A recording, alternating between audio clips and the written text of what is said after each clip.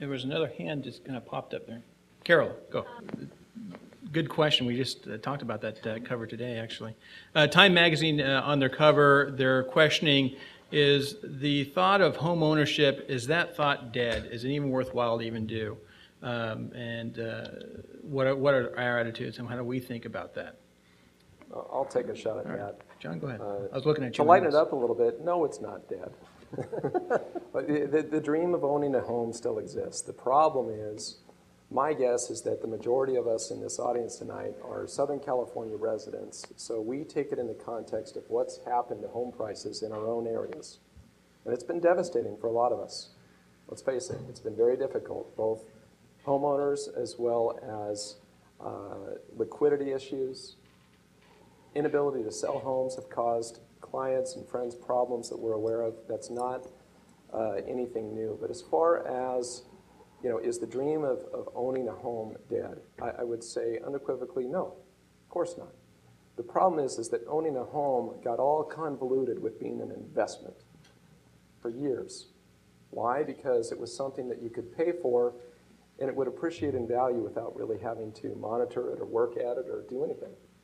And over time, especially in Southern California, we became comfortable that just merely buying a home meant that you had a successful investment, and the long-term approach disappeared. And so for those of us that have owned the same home for the last 10 years, you probably have a home that's worth more than you bought it for.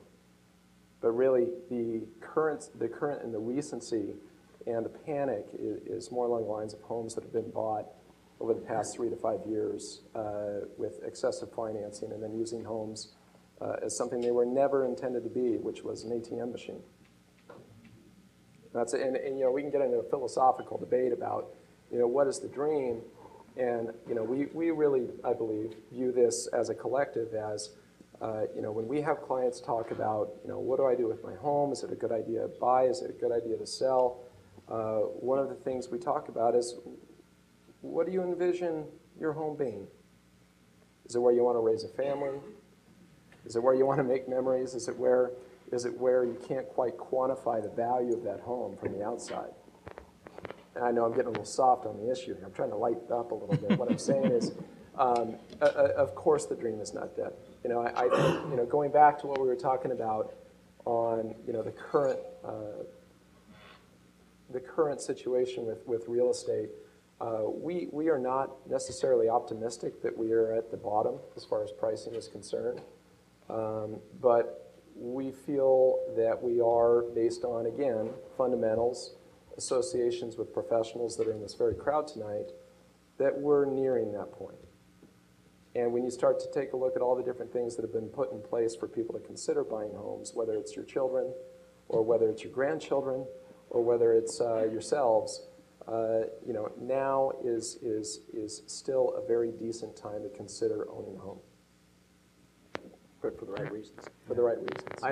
I also think, Mark, back to your question, now is the time to buy real estate after hearing about that cover. We're contrarian, so whenever we see the cover, the death of equities, Time Magazine, the famous thing, hell, we're buyers now.